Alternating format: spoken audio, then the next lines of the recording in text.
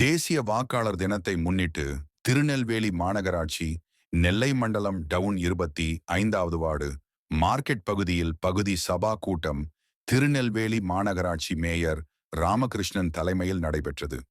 பகுதி சபா கூட்டத்தில் பகுதி சபா தலைவர் லட்சுமணன், பகுதி சபா செயலர் பெருமாள், வட்டக்கழக செயலாளர் அருள் சுந்தரராஜன், லெனின், வட்டக்கழக பிரதிநிதிகள் சத்யா ஆறுமுகம், ஷேக் பிள்ளை, ஜாபர், நெல்லை முத்தையா, சுகாதார மேற்பார்வையாளர் சிவகுமார், மாவட்ட தகவல் தொழில்நுட்ப அணி துணை ஒருங்கிணைப்பாளர் காசிமணி, தலைமை கழக பேச்சாளர்கள் ஈராவணன், மில்குமார், ஹரி பிள்ளை, வட்டக்கழக நிர்வாகிகள் கிருஷ்ணமூர்த்தி, பிச்சையா முதலியார், ஆறுமுகம் முதலியார், செல்வம், பக்ருதீன் அலி உள்ளிட்டோர் உடனிருந்தனர்.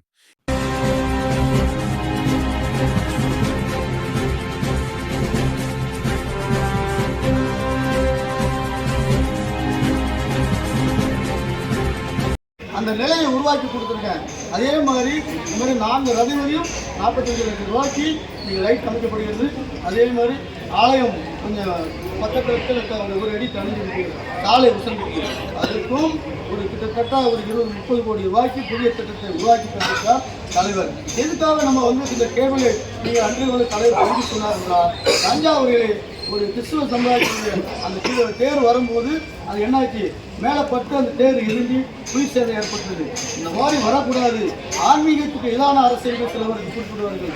நான் அரசியலுக்காக சொல்லக்கூடாது, நல்ல திட்டத்தை தன்னுடைய முதல்வர்களுக்காக அந்த கருத்தை நான் சொல்ல கடமைப்பட்டிருக்கிறேன். நீங்கள் உங்கள் எந்த கோயிலாக இருந்தாலும் அனைத்து கோயில்களுக்கும் அன்று உள்ள கேபிள் பதிவுகள். ஒரு கிராமத்தில் சின்ன கோயிலுடைய சப்பரம் வந்தாலும் அந்த ஒயரை நீங்கள் கீழே பதிவுகள்.